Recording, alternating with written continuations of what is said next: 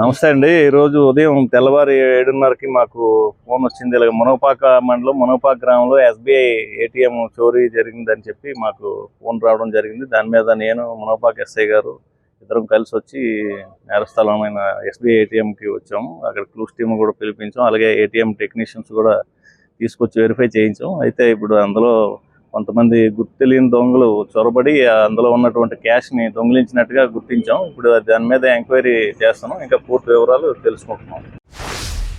నేను 3 గంటల 3:30 నేను లేచానండి బాత్రూమ్ కానీ. లేచి స్మోకింగ్ అలవాటుంది కాబట్టి స్మోకింగ్ తాగడానికి బాల్కనీ డోర్ తీసానండి. డోర్ తెచ్చి ఏటీఎంలో ఇలా జరుగుతుంది, మంటలు కూడా అవపడుతున్నాయి. ఏందని గమనించాను. వెనక ముందు తిరుగుతారు, మంటలు అవుతున్నాయి, కరెంట్ కట్ చేశారు, ఆగిపోయింది. గమనిస్తే నిల్చున్నాను మనకెందుకని. అంతా నాకు స్టోక్ ఉంది కాబట్టి నాకు అది చూసి టెన్షన్స్ రాడ్లు ఆ మంకీ టోపీలు చూసి నేను భయపడి అలాగా కూర్చోపోయాను. 4 గంటలు నేను 100కి డైల్ చేశాను. 3 సార్లు చేసి రక్షణ నేను అక్కడ కూర్చోపోయాను.